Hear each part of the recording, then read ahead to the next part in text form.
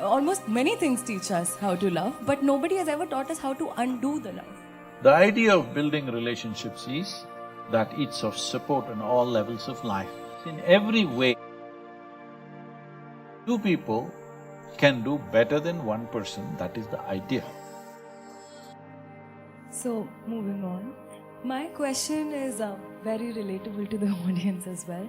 Heartbreak is something that I think Who broke everybody… your heart? So, heartbreak is something that almost everybody goes through, and especially Really? at some point of their time. Oh. And I remember, in fact, my teacher once telling me that it is at your time you love, you break, and you learn to love again and again and again. But Who is the this beauty… teacher, huh? Sorry?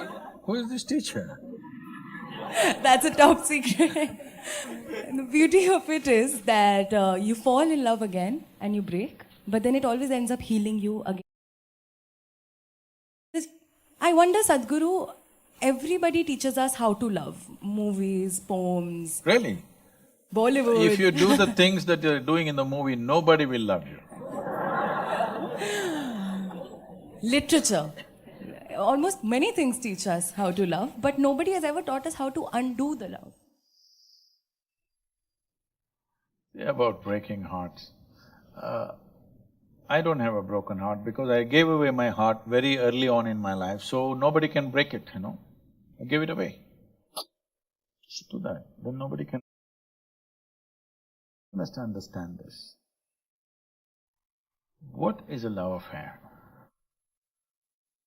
Is it okay? Mechanics of love affair, we can look at it. I'm not trying to de-romanticize everything. It's just this. Let's say you were 10 years of age. Looked around, the world was quite normal. Hello? Was it normal when you were 10, 12? It was normal. I'm not picking on you because you're in the first row, okay? So it was looking quite normal. Suddenly, after some time, you got little poison, chemically poison. You looked, every little bump on somebody's body looks like a world by itself. Hello? Till then everything was okay, isn't it? You're 10, 12, it's okay. You became 13 and you look like this, suddenly this is a world by itself.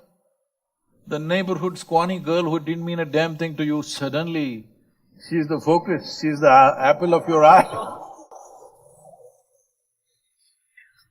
Yes? So this is because your intelligence has been hijacked by your heart. So it is making funny things happen. It is making you believe all kinds of things. When you look back and say you'll feel stupid, but it's okay. There's nothing wrong about it. But it's very important that we understand what's happening to us. Otherwise, we'll do idiotic things that we may regret later, you know. It is not a question of morality. It is a question of handling our lives and serial heartbreak business can leave you paranoid about anything, about bonding with anybody in your life. Yes or no? You had serial heartbreaks, it looked like fun for some time. After some time, you just don't actually trust anybody in your life because another human being is a problem always. Only when our emotions allow you to cross that problem, in some way they get in. But if we have serial heartbreaks, we will never allow our emotion to cross those barriers. We will always be cautious because anyway this is come with a… what's expiry date? Huh? When people come with an expiry date, yes, there is an expiry date for all of us, but relationships, the idea of building relationships is that it's of support on all levels of life, so that two people, that means two brains and two bodies can do better than one in many ways, in various aspects of life, in profession, in domestic situation, in life, in companionship, in emotion, in arranging and organizing our lives, in every way. Two people can do better than one person, that is the idea. And of course, nature is pushing us together because nature doesn't care about your love affair, it just wants you to reproduce. Yes? You think Mother Nature is worried whether you love or you don't love? It wants you to reproduce. But we've overdone that a little bit. There's no hurry, we don't have to yield to that. Hello? Yes. If you were a tiger, I would encourage you, please reproduce, because it's an endangered species. Human beings definitely not endangered, we are endangering everything. So, reproduction is not the purpose right now, we have kept it aside. But nature's push is towards that. But we have emotional needs, physical needs, psychological needs, maybe financial and social needs, variety of needs. To conduct these needs in a dignified way, to conduct these needs in a… See, once you come as a human being, you can't do things, though they're the same things what the animals do, but we would like to do it more gracefully, consciously. Whether we eat or we copulate or we sleep, we like to do it little more aesthetically right. The important thing, for that, we need the cooperation of another person who is also somehow congruent to us. Every 2 days if you have heartbreaks and going on, well, you will see the trouble of that.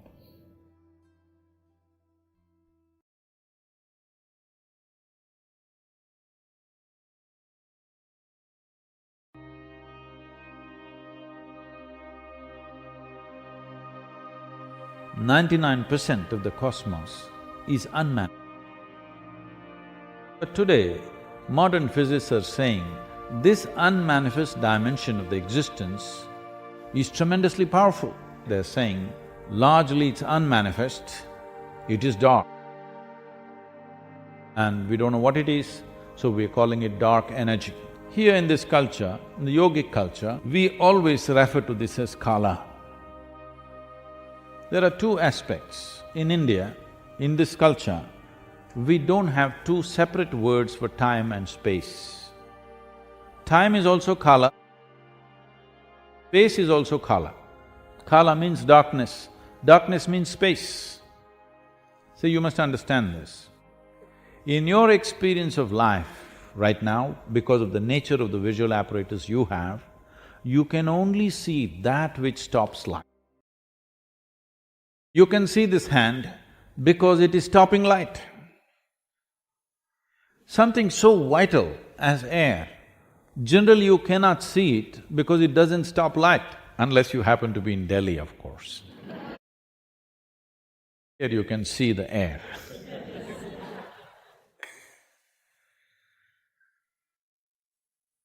So anything that does not stop light is not in your perception, because for you to see, it has to stop and reflect light, only then you will see.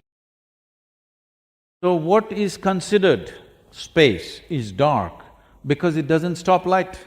Light may be going through, but you don't see it because light was not stopped by anything. So all that dimension that you cannot see is dark for you. So that dimension of space is referred to as kala, and time also is kala. Here we are seeing, within our experience, we see time is the basis of space. In the sense, only because there is time, point A and point B are possible. Generally, logical thinking would be, because there is a distance, there is time. No, because there is time, distance is possible, space is possible. So we don't have two words for this, kala means time, kala means space. So this dimension of unmanifested existence is called Shiva. Shiva means that which is not. When that which is not is just there,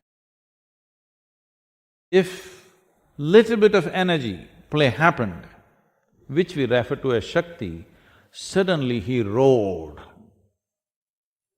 When he roared, he took the form of an ellipsoid. This is what we refer to as the linga or the first form. So we said that which was Shiva, that which was unmanifest, when it manifested, it came out in the form of a roar. A roar means a Rudra. A roarer is a Rudra. He roared for a period of time. So that phase is called as Rudra. When he settled down into many manifestations today that we refer to as creation. When I see the fertility clinics, my heart sinks because this is coming from a fanatism that only what comes out of your body can be yours. It's a fanatism. Why can't this person be yours?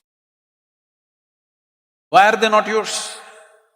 This is what being human means. This is what humanity means, that if you are willing, you can live here without any sense of boundary.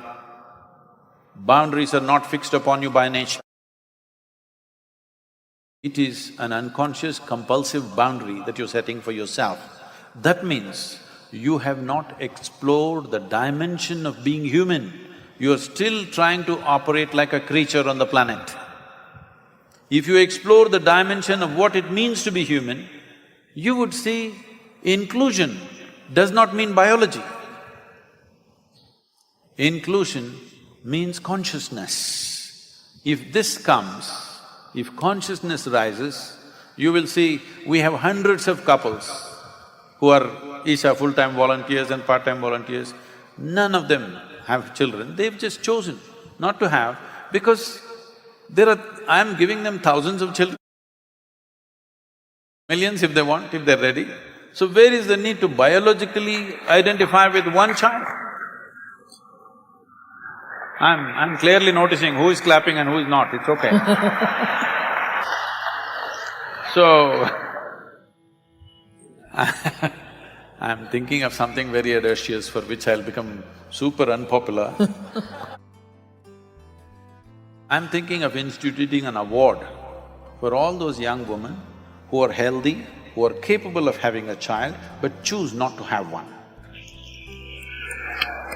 Oh, you got a good endorsement. Because whether you realize this today or not, you think the problem is parking, you think the problem is garbage, you think the problem is healthcare. No, the problem is population. There is no other problem.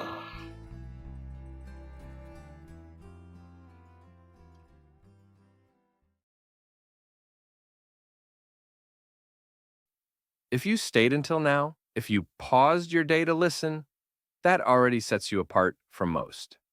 Like the video, comment where you're watching from, and check the links in the description. You'll definitely find more content that continues this conversation with you. Thanks, big hug, and see you in the next video.